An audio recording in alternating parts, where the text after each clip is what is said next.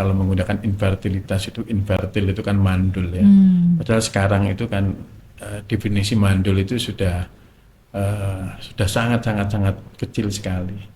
Seringkali kan dari pihak pasangan tersebut Istrinya menganggap gitu. bahwa selalu faktor penyebabnya itu adalah istri. Padahal bukan. Pasangan yang disebabkan oleh istri itu 50%. Yang disebabkan oleh faktor suami itu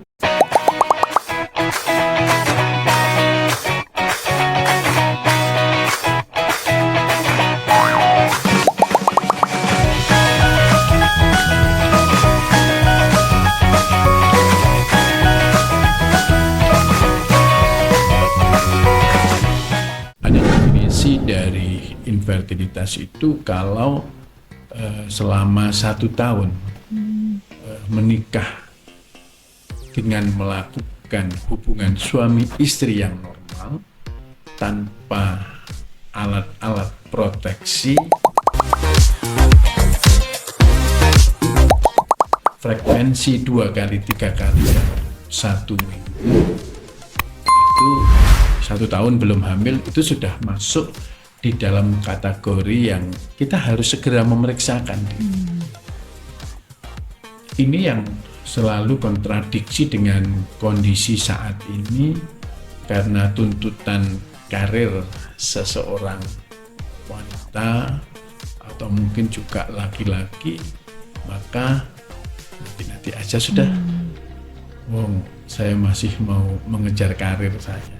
Sebaiknya segera punya momongan, maka setelah itu ikut family planning, keluarga berencana, menggunakan kontrasepsi untuk diatur.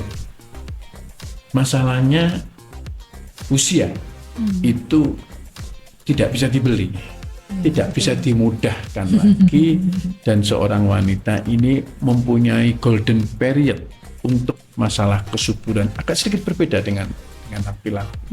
Kalau laki-laki bahkan kita bisa mendengar salah satu artis yang usianya 70-an tahun sekian masih punya anak. Tapi seorang wanita, peak kesuburan, puncak kesuburan itu kira-kira pada saat usia 35 tahun. Setelah 35 tahun dia itu nanti akan turun. 42 tahun itu sudah melandai. Sudah sangat rendah sekali. Berarti memang idealnya itu maksimal ya Prof ya, 35 tahun sebenarnya. Iya, golden period tadi ya. Iya, betul.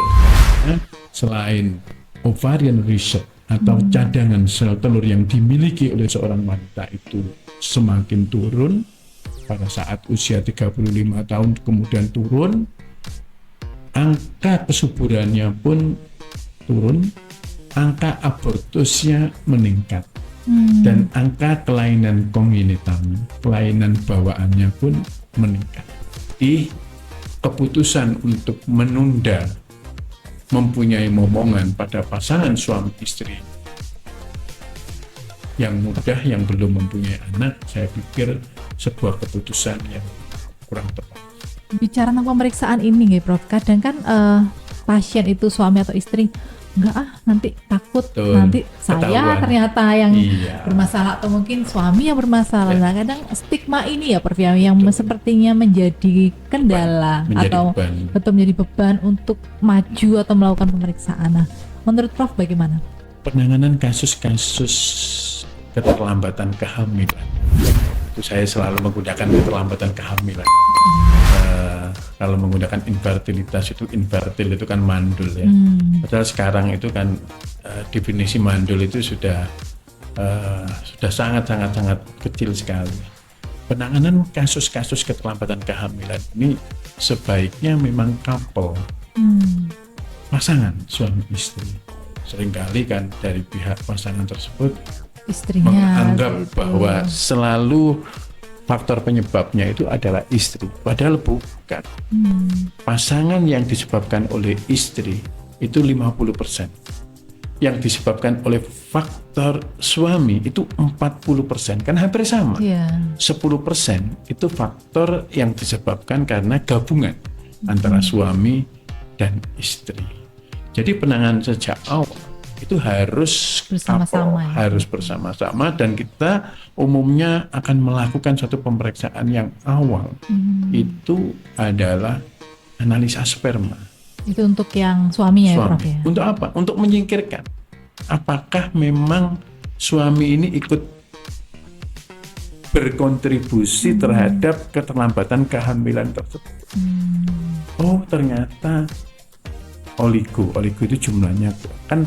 Untuk spermatozoa yang kualitasnya itu dinilai oleh 3 hal.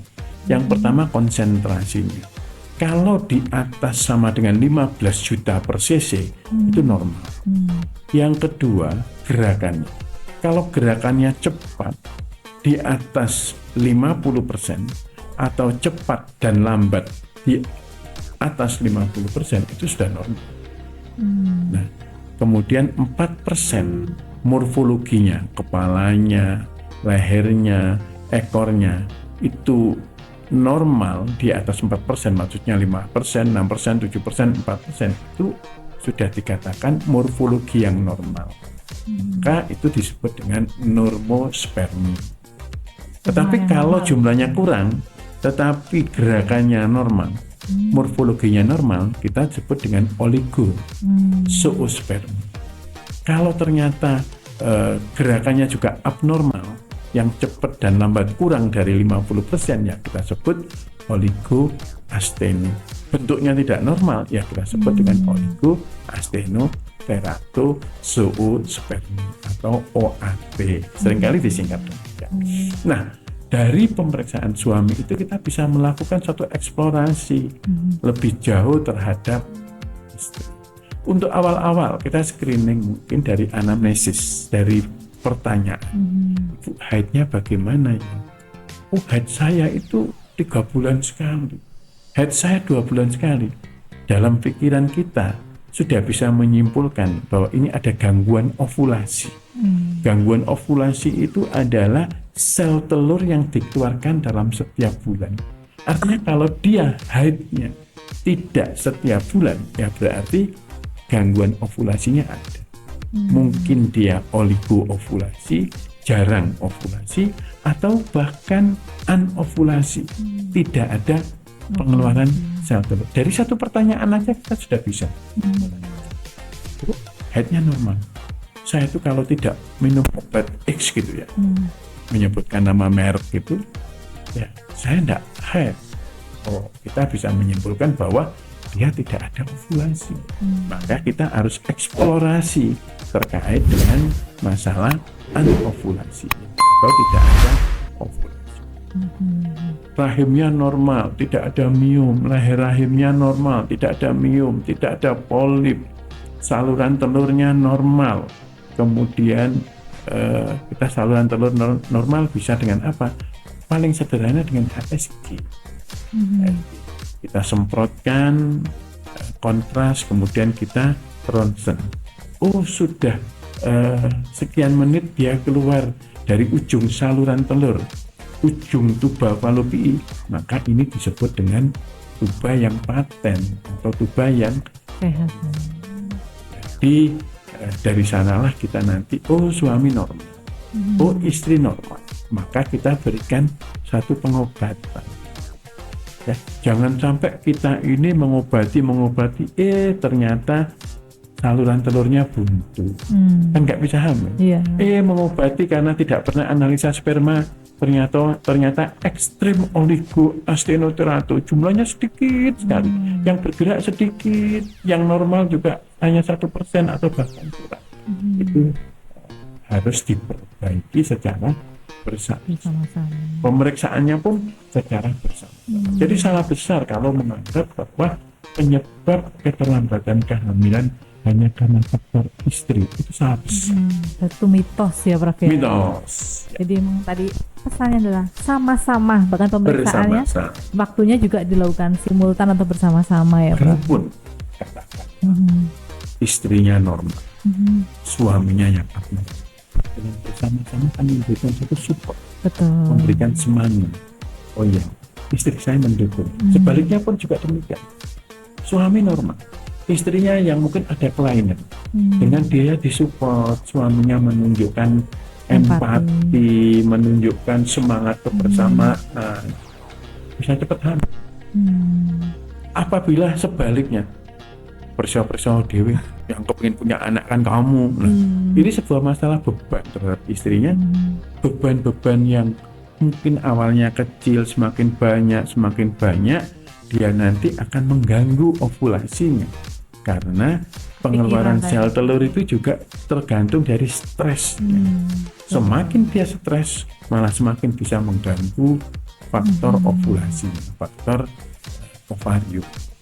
Jadi memang faktor psikologis untuk salah satu yang program hamil ini penting ya Prof? Penting. Karena tadi Prof sampaikan kalau kondisi stres itu juga pasti akan mempengaruhi metabolisme tubuh, sehingga pengaruhnya mengganggu pengeluaran sel telurnya karena berkaitan dengan hormon stres. Ya, betul. Dan ternyata kalau dari cerita Prof ini berarti memang spesifik ya Prof ya untuk penanganan keterlambatan kehamilan untuk setiap pasangan ini bisa berbeda-beda walaupun kasusnya sama sebenarnya tentang keterlambatan kehamilan. Betul. Tapi bisa karena dari tadi pemeriksaan pada istri, pemeriksaan pada suami, pada pasangan A, B dan C ini kan beda-beda. Variasinya kan berbeda-beda. Tidak bisa sama.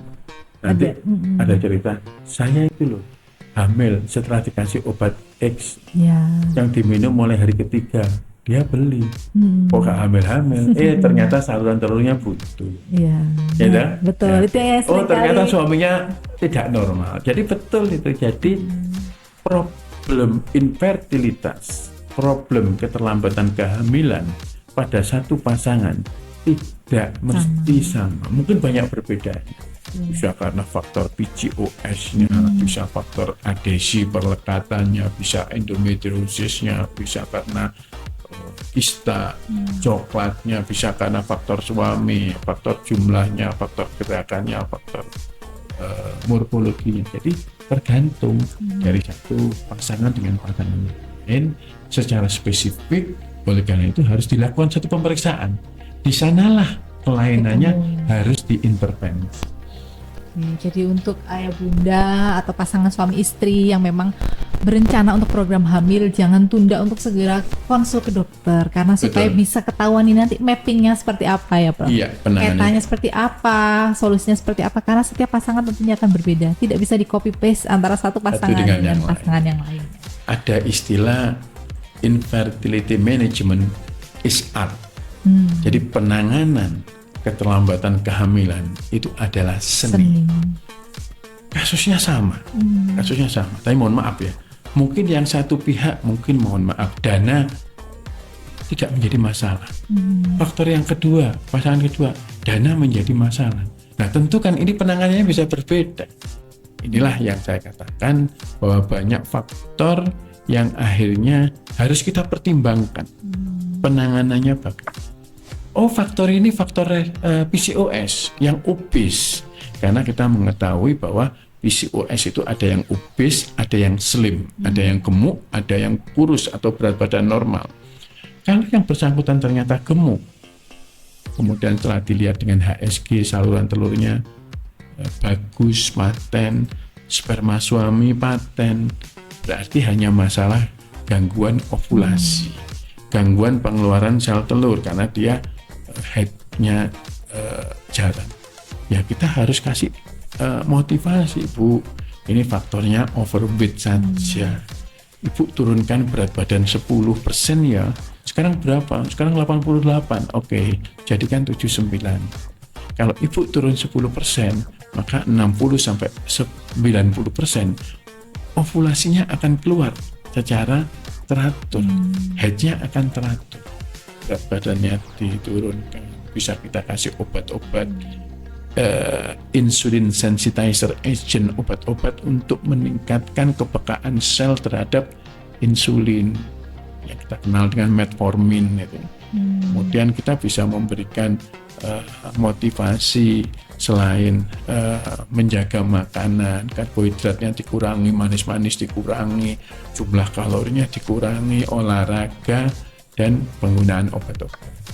Jadi disinilah penanganan yang mungkin akan kita sesuaikan dengan kasusnya apa, usianya berapa. saya tentu akan menanganinya berbeda. Kalau mungkin usianya 41 tahun. Beda dengan yang pasangan di bawah itu ya Prof? Iya, sudah menikah 12 tahun gitu. Ya berarti saya harus lebih gercep ya, harus lebih gerak cepat. Sebab kalau enggak, sebentar lagi cadangan sel telurnya akan berkurang. Semakin nanti susah hamil. Makanya mungkin saya tidak bisa menunggu lama. Sama-sama kasus PCOS, sama-sama kasus endometriosis. Yang satu usianya 40, yang satu usianya 30 tahun. Ya tentu penanganannya juga berbeda. Nah, kemudian di penanganan keterlambatan kehamilan ada istilah inseminasi yang tadi Prof sempat singgung. Lalu ada istilah bayi tabung atau IVF, ada laparoskopi juga. Nah, perbedaannya masing-masing ini seperti apa Prof? Metodenya? Iya. Yang ini metode ya, bukan indikasi ya. Metodenya, baik, nanti kalau indikasi apa? kan juga macam-macam. Betul. Jadi seperti yang saya katakan tadi. Oh iya, ini kasusnya endometriosis, sudah terbentuk kista coklat.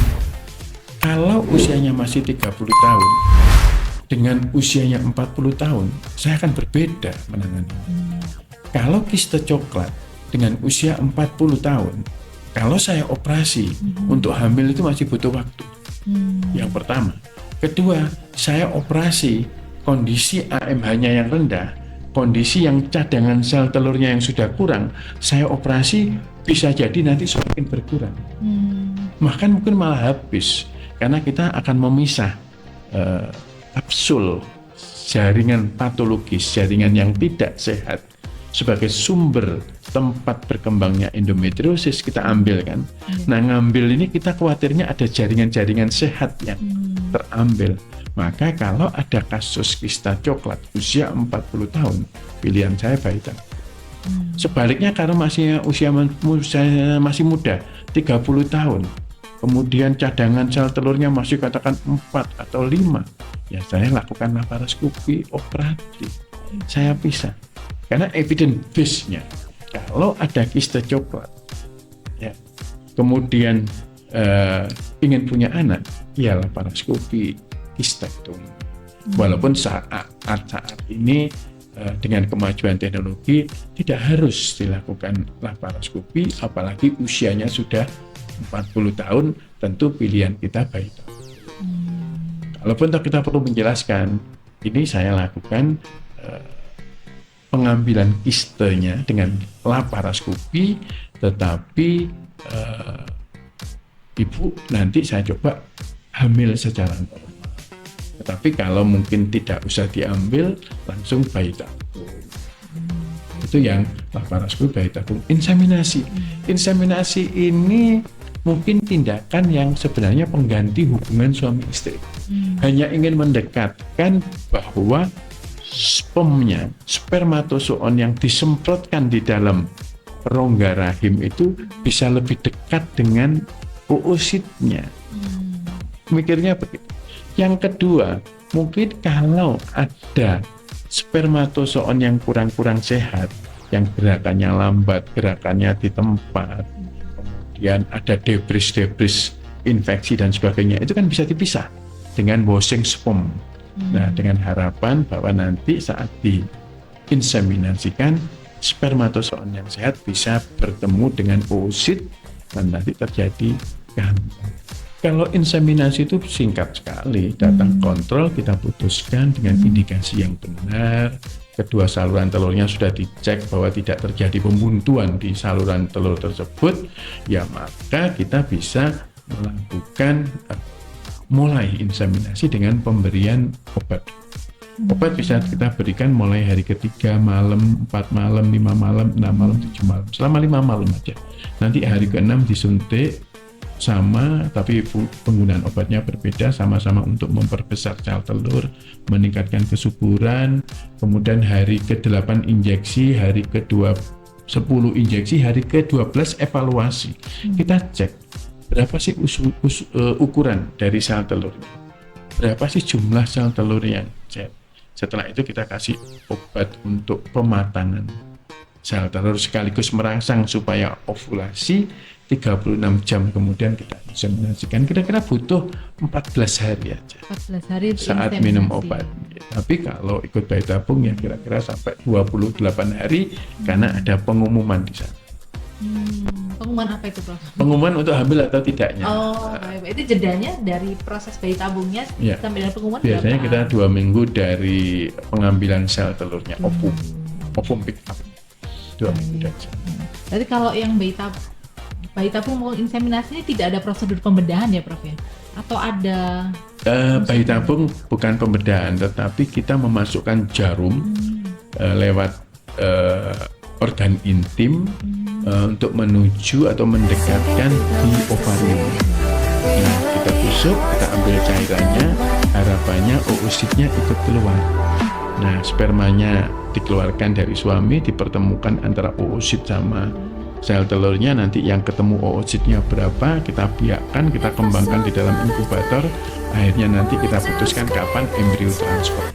Ini kan kita bisa melakukan inseminasi ya, Prof. Bisa, di sini kita bisa. ada layanan inseminasi juga, laparoskopi yang tadi Prof sebutkan kita juga bisa. Jadi untuk pasangan suami istri yang memang berencana program hamil dan memang diarahkan untuk melakukan inseminasi maupun laparoskopi, bisa datang ke Rumah Sakit Bunda Nana Kendang Sari karena kita di sini bisa melayani. Monggo, misalnya mau konsul dengan Prof juga bisa seperti itu. Nah, Prof, sebelum kita, ini menarik sekali sebenarnya pembicaraan kita tentang keterlambatan kehamilan. Kalau dikupas satu-satu ini banyak akan masuk ke banyak hal juga tadi sampai endometriosis, kemudian betul. Belum lagi nanti tentang laparoskopi sendiri tadi Prof sampaikan. Nah, ada masih penting atau pesan penting nggak, Prof, yang ingin disampaikan pada pasangan suami istri yang saat ini sedang berjuang atau mungkin dengan pejuang garis 2 ya, Prof ya biasanya? Pejuang garis 2. Pejuang 2 garis ya. Oh ya, pejuang 2 garis. Monggo, Prof, misalnya mungkin ada yang mau disampaikan. Gini, pasangan suami istri itu akan hamil 80% dalam waktu 1 tahun, 12 bulan. Bisa di bulan pertama, bulan kedua, bulan ketiga sampai bulan 12. Bulan 12.